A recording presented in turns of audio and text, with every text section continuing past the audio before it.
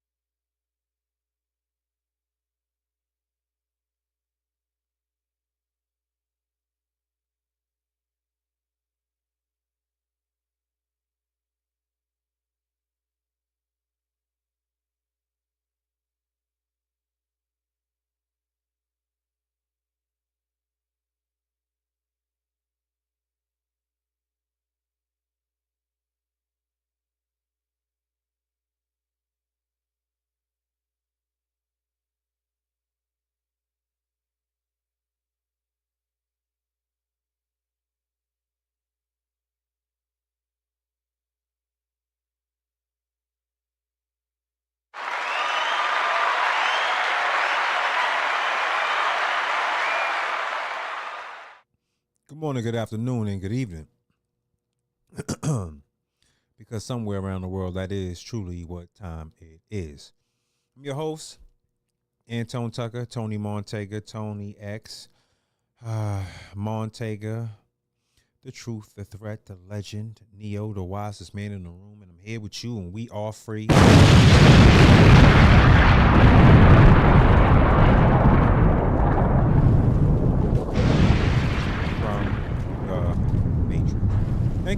Thank you for being here. Thank you for catching the show. Like I said, we're going to continue to keep putting this content out there. We're going to get right to it, not to hold you guys up, because there's some things I want to play. First, let's go here. Because if I say it, well, I'm going to say it. Every time I talk about unity within our country, not getting distracted by what people call political parties and other type of craziness, just focusing on being good Americans. The result for the niggerism that happened in Houston, and when I say that word, if you put it to one specific color, and only a color, or what you would call a color, but if you would put that to a specific ethnic group, you're the one who was racist.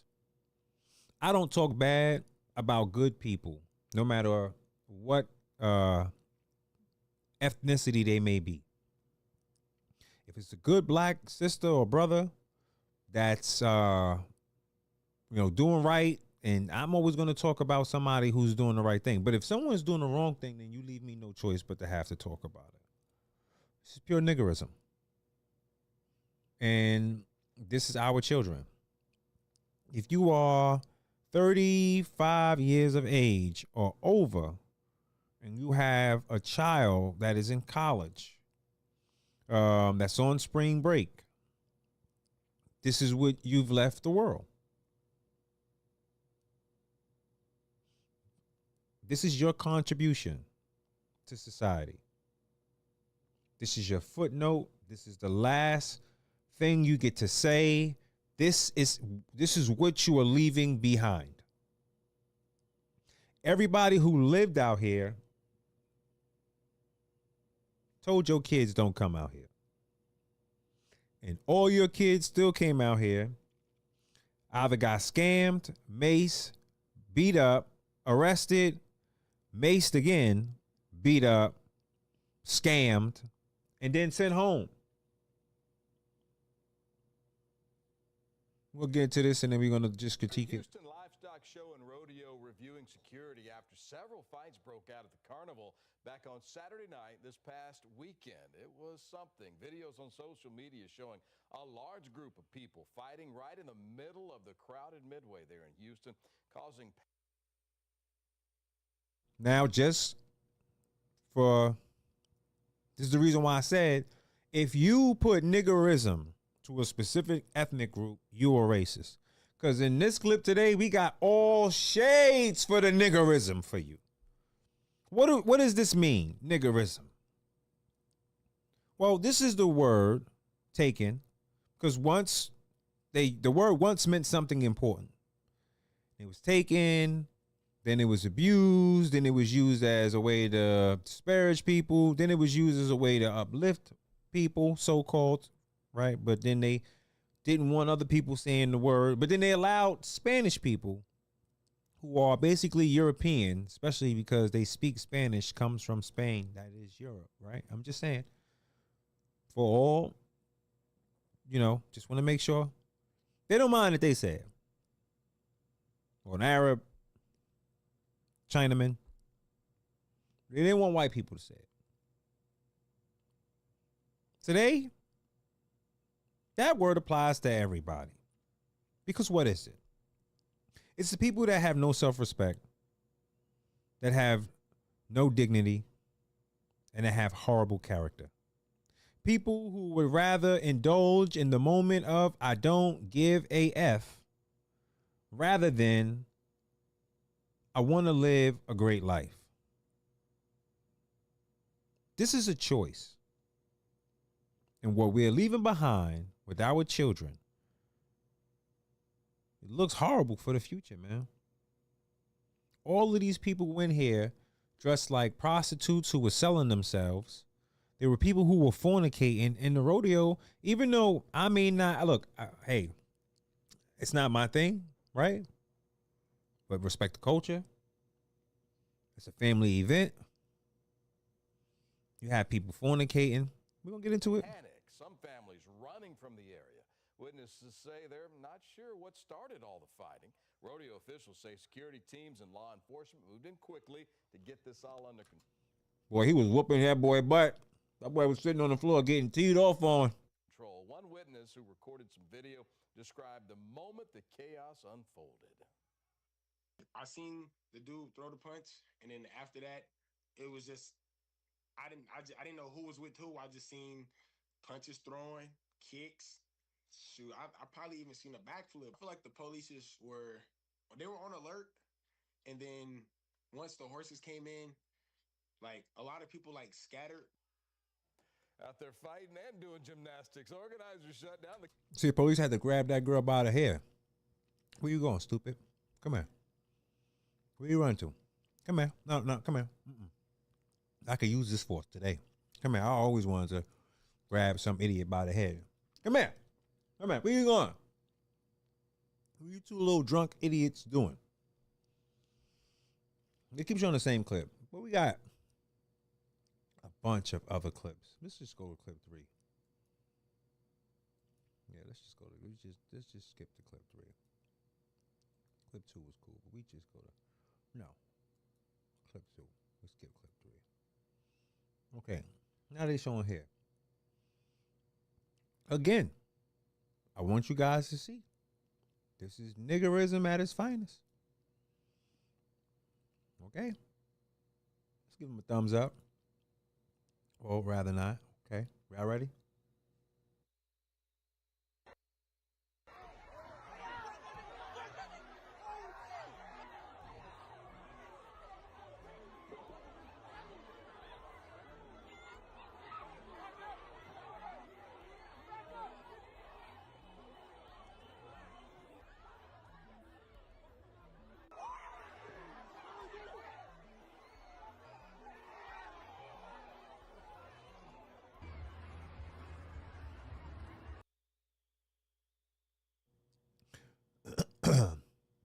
Most of those people in the crowd shouldn't have came.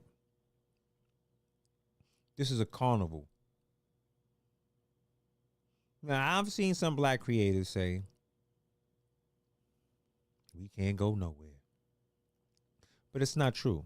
Because before all of these little dusty little children came here for this spring break, this event has gone on for decades, and it's always been multicultural because Houston has the largest black population here in Texas.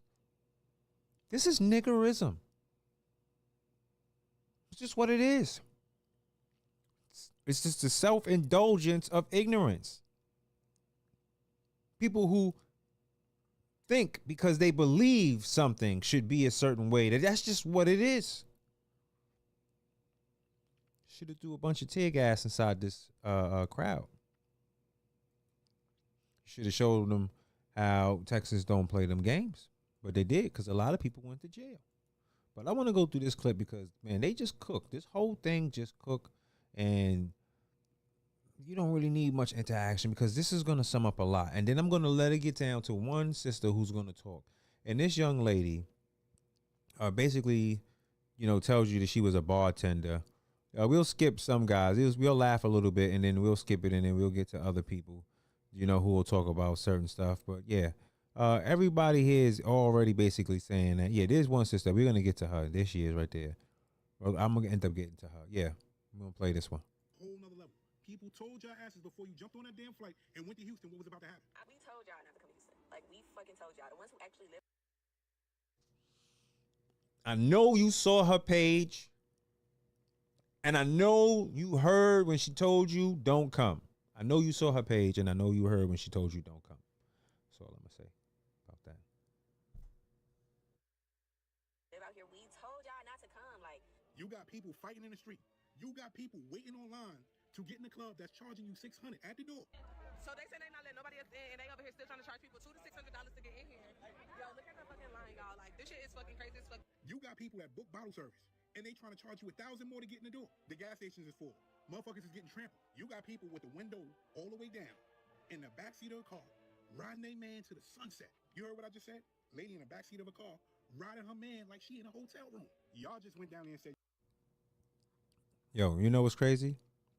The crazy thing is this, that they was willing to stand in line to pay $600 to get into a club and still pay thousands of dollars for overpriced alcohol. And none of these people had the idea of renting out a hotel suite and just throw a classy, nice shindig with the proper amount of people and just do it on multiple floors. And then make sure that you have people who are there assisting by the elevators. Why are you not coordinated? Why are you even have your kids outside willing to stand online to pay $600 to get into a club? You got to be kidding me. $2,500 to sit on someone's IKEA furniture? Someone's Amazon table? Call it what it is. you know what? I don't even care about life. I don't care about nothing. I'm doing everything that I'm not supposed to be doing right here.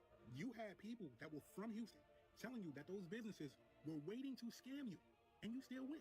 Don't come home complaining. Don't come home saying, oh, somebody pulled my hair out, or somebody blacked my eye, or I ain't got no more money. Don't come home doing none of that. I've seen somebody get dragged from one corner to the next corner. And not because they wanted to get dragged from one corner to the next corner. You understand what I'm saying? And not to mention, you 63 years old. What you doing out there partying with college students? I'm out. Anybody that's getting in is pieces and people for spring break. I really don't understand. I've been to Houston. And then don't give spring break, like, it's not all, like, beachy. And you know how spring break used to have that vibe? Can't save money. It's that people don't want to save money for things that they don't deem as important. Because ain't it mighty funny how people can save up a little coin here and there for spring break? I'm talking about, I've seen so many videos of people talking about, oh yeah, well yeah, we just paid $300 to get in, just to get into the function. Oh yeah, we dropped $2,300 on a... You on vacation and you can drop $2,300 on a reservation somewhere ain't no way you have trouble saving money. And I'm not gonna lie, I think we have it bad because we're quick to save money for what we want to save money for, and then as soon as the money run dry, this generation, today in time, people have no problem asking somebody else for money. When the well run dry on their end and they're out of funds because they spent all their money on turning up, having fun, and being at functions, they see nothing wrong with having to ask somebody else for the money. Spending money on fun and a good time is actually valid, but spending money on fun and being outside and then needing money directly after, diabolical. Hey, to all the get on here complaining about how they got scammed by whatever club, got scammed by a bottle girl, blah, blah, blah, because we literally told y'all to stay home. And see, nobody's teaching the females how to be young ladies no more. Because y'all out in Houston doing what? They can't. Now, this is what I wanted you to hear. Because she cooked. Oh, my God. Let her cook. Let her go. Y'all on camera doing what? And this is a no judgment zone. What my eyes just saw. See, when I was growing up, the way that I was raised was to act like a lady, of course. But that's just the bare minimum, right? And I was raised to believe a man ain't got nothing that good that's worth you being outside in the public degrading yourself as a woman for. Man ain't got, I promise you a man ain't got nothing that good. And it's like I could say I feel bad, but I don't know if I feel bad anymore. Because I think it's just more so of being reminded that nobody's teaching the girls how to be young ladies no more. See, we can't even get to clowning the men and talking about the men when the self-respect isn't even in the room with us. Y'all picking up what I'm putting down? The first stage in becoming a woman and understanding what ladyhood is about, understanding your role in the part you play. Because when you learn to be a lady and operate like a lady, you just operating in your ladyhood is going to prevent you from doing something that a man ain't got sense enough to not have you doing. Do y'all understand what I'm saying? They told y'all not to go to Houston and y'all did it anyway. They told y'all not to go and y'all did it. I'm just trying to figure out. Shout out to her. I wanted to let her speak, but we got to wrap up the show. So I just want to say this. There are plenty of black people who are against niggerism, along with our white counterparts and our Latin counterparts and our Chinese counterparts, well, Asian counterparts. So I'm not going to just say one race because we don't really care about, we just all Asians though. We just want to let y'all know, because we know in your culture there is niggerism too. No accountability, no self-respect, and people who are not worried about the name that their family members work so hard to have respected in the first place. No one is even appreciating that they're able to even go there. And for the fact that college kids are able to stand online and pay $600 to get into a nightclub is ridiculous. So we damn sure don't want to hear nobody complaining in the future about their student loan debt.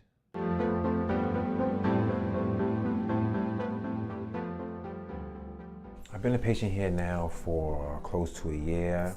I wanted the best care. I wanted consistent care. Sometimes you can go to places and when you do the reviews, you'll see, oh, it's okay.